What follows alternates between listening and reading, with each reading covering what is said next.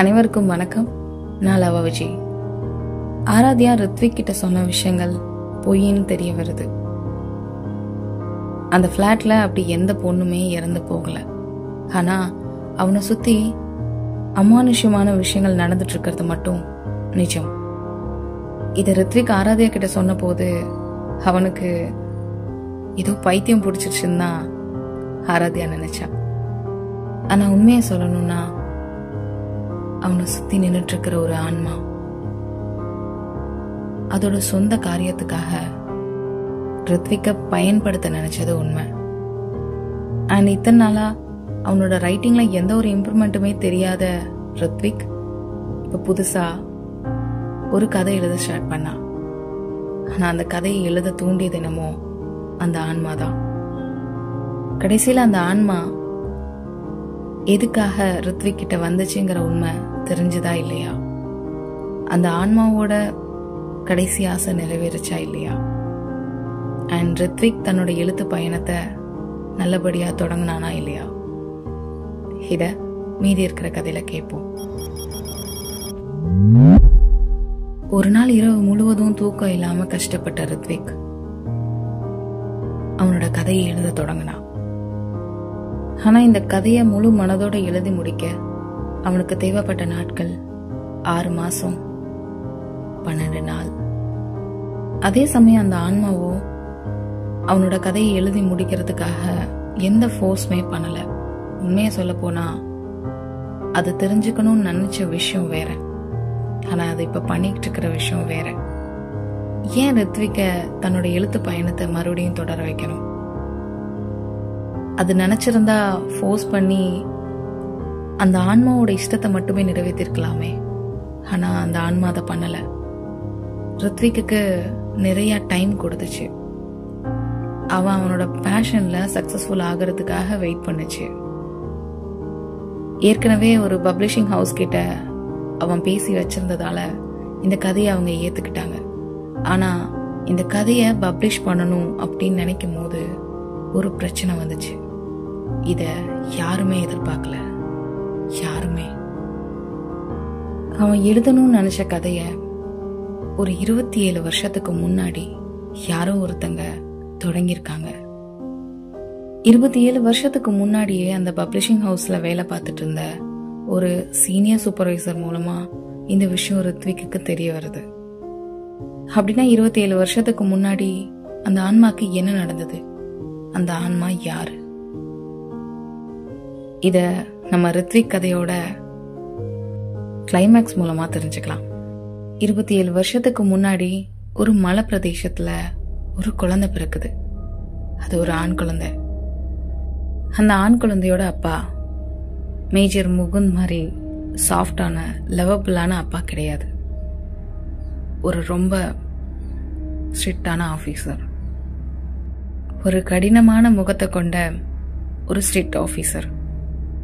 ஆனா அவரோட ஒய்ஃப் ரொம்ப அமைதியான சாதுவான ஒரு பெண்மணி அண்ட் கிரியேட்டிவ் ஃபீல்ட்ல ரொம்ப ஆர்வம் கொண்டவங்க.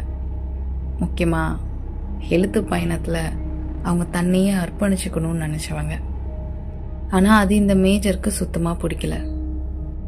பிராக்டிக்கலான லைஃபை வாழுன்னு சொல்லி அவர் சைட்ல இருந்து எந்த ஃபோர்ஸும் கொடுக்கலனாலும் தன்னோட பேஷனுக்கு எந்தவித சப்போர்ட்டும் கொடுக்க முடியாத கணவனுக்கு மனைவியா இருந்திருக்கோங்கிறத உணர்ந்தவங்க. ஆனாலும் அதுக்காகலாம் அவங்க எழுத்து பயணத்தை அவங்க விடல. தொடர்ந்து எழுதிட்டே இருந்தாங்க. உண்மையை சொல்லணும்னா அந்த ஆன்மா ரித்விக்கோட அம்மா தான். அண்ட் அந்த வெரி ஸ்ட்ரிக்ட் ஆஃபீஸர் மேஜர் ரித்விக்கோட அப்பா தான். ரித்விக்க போலவே அவனுடைய அம்மாவுக்கும் ஒரு ஆன்மாவால தொல்லை ஏற்பட்டுச்சு.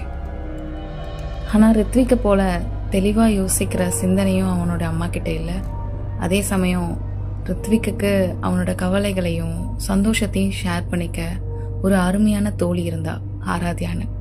அந்த மாதிரி ஒரு தோழியும் அவனுடைய அம்மாக்கு இல்லை. எதுவுமே அதிகமா இருந்தா அது விஷம் அப்படின்ற மாதிரி எழுத்து பயணத்து மேல ரித்விக்கோட அம்மாக்கு இருந்த அதிகமான ஆர்வம் அவங்கள அதுல அதிகமா உள்ளடக்குச்சு. அதே கதையோட முடிவு என்னன்னு தெரியாம அவன் அம்மா துவண்டு போனாங்க.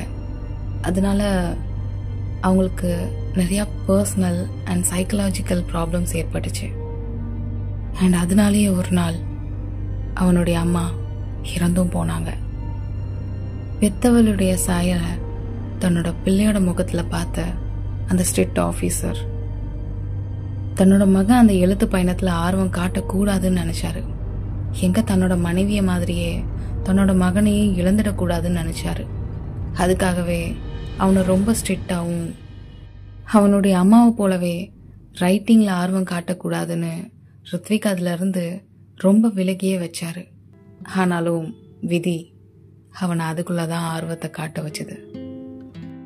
ஆனா ரித்விக்கோட அப்பா தன்னோட அம்மாக்கு எந்த சப்போர்ட்டுமே பண்ணலன்னு தான் ரித்விக் நினைச்சிட்டு இருந்தான். அவனுடைய அம்மாவும் அப்படிதான் நினைச்சிட்டு இருந்தாங்க. ஆனா 27 வருஷத்துக்கு முன்னாடி அவர் செய்த காரணத்தாலதான் இன்னைக்கு ரித்விக்கு அந்த கதை தன்னோட அம்மாவோட கதைன்னு தெரிய வந்தது. எஸ், ரித்விக்கோட அம்மா இறந்த போது அவங்களோடவே சேர்த்து அவங்க எழுதி வச்சிருந்த வாசகங்களையும் குழி தோண்டி புதைச்சிருக்கலாம்.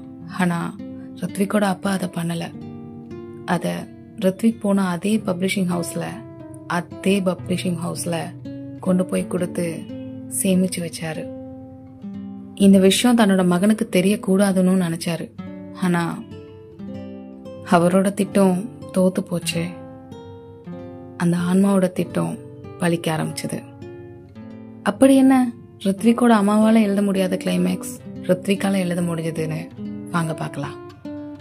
அந்த பப்ளிஷிங் ஹவுஸ்ல உள்ள சீனியர் சூப்பர்வைசர் 27 வருஷம் கழிச்சு ரித்விக்கோட அம்மா எழுதுற அதே கதைய தூசி தட்டி அவன் முன்னாடி எடுத்து போட்டாரு. அதுல எழுதியிருந்த வாசகங்கள் எல்லாமே ரித்விக் எழுதினது. இத நம்பவே முடியல. 27 வருஷத்துக்கு முன்னாடி ஒரு பெண்மணி நான் எழுதின கதை எழுதியிருக்காங்களா அப்படின்னு கேட்க, இல்லவே இல்ல, அந்த பெண்மணி எழுதின கதையை தான் நீ இப்போ எழுதிட்டு வந்திருக்க. நான் நினைச்சா ஏற்கனவே எழுதப்பட்ட ஒரு புக்கை தவறா கையாண்டிருக்கேன்னு உன்னை கைது பண்ண வைக்க முடியும். ஆனா லாஜிக் அதுக்கு இடம் கொடுக்கல. உண்மையை சொல்ல போனா உன்னோட அம்மா எழுதின ஹார்ட் காப்பி என்கிட்ட இருக்கும் போது எந்த ஒரு சாஃப்ட் காப்பியும் எடுக்க முடியாத காலத்துல இத்தனை வருஷம் கழிச்சு இந்த கதை உன் கையில கிடைக்குதுன்னா ரொம்ப ஆச்சரியமா இருக்கு. அண்ட் ரொம்ப அமானுஷ்யமாவும் இருக்கு. எனக்கு இதுக்கு என்ன சொல்றதுனே தெரியல. பட் ஏதோ ஒரு விஷயம் என்னை உன் கூட நின்று சப்போர்ட் பண்ணணும்னு சொல்லுது.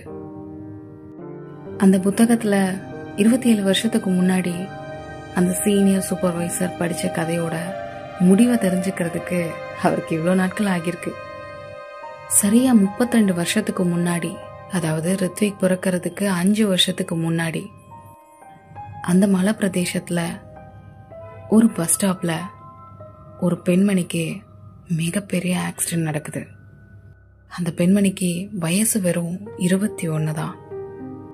வாழ வேண்டிய வயசுல அந்த பொண்ணை ஆக்சிடென்ட் பண்ணது ஒரு கேங்ஸ்டர் கும்பல்.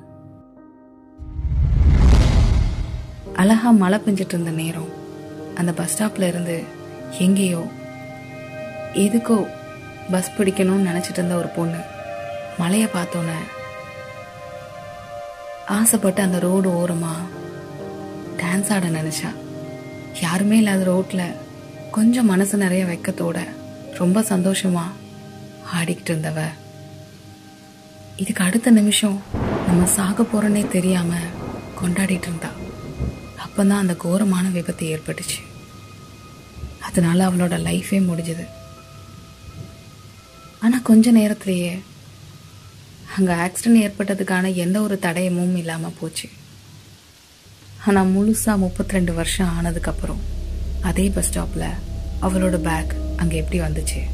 அந்த பேக் ரித்விக்கோட கைக்கு எப்படி கிடைச்சது? அந்த பை மேல விழுந்த ஒரு சின்ன பூவால அந்த ஆன்மா ரித்விக் கிட்ட வந்து சேர்ந்துச்சு. உண்மையிலேயே இந்த ஒரு கோரமான உண்மை தெரிஞ்சதாலதான் ரித்விக்கோட அம்மாவுக்கு மிகப்பெரிய சைக்கலாஜிக்கல் ப்ராப்ளம்ஸ் வந்ததோ என்னமோ.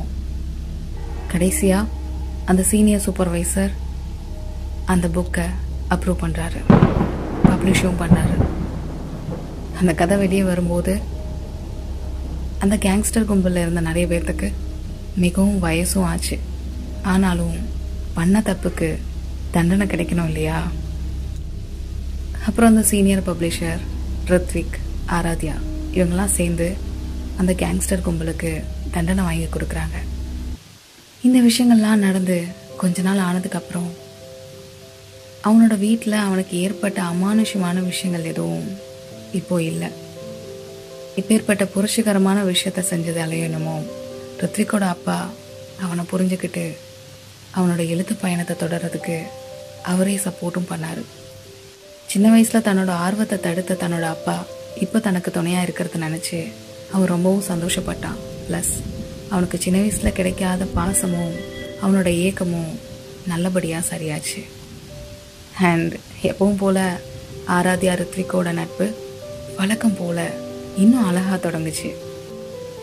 ஒரு நாள் ரித்விக்கோட வீட்டுக்கு ஆராத்யா வந்திருந்த போது ரித்விக் தன்னோட சொந்த முயற்சியால் எழுதின அந்த கதை புக் ஆராத்யா கைக்கு கிடைக்குது. அந்த புக்கை முழுசாக உட்காந்து வாசிக்கிறான். உண்மையிலேயே அந்த பொண்ணோட சாவு ஏன் ஏற்பட்டுச்சுங்கிற காரணத்தையும் அவ தெரிஞ்சுக்கிறான். கரெக்ட்ல அந்த பொண்ணு ஏன் செத்தா? எதுக்காக அந்த கேங்ஸ்டர் கும்பல் அவளை கொலை பண்ணிச்சு? எதுக்காக அந்த கேங்ஸ்டர் கும்பல் அவளை ஆக்சிடென்ட் பண்ணாங்க?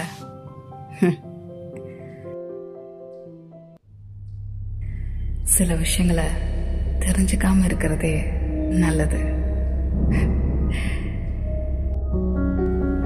ஃபைனலி நன்றிகள் பல. Love Vijay. Have a nice day.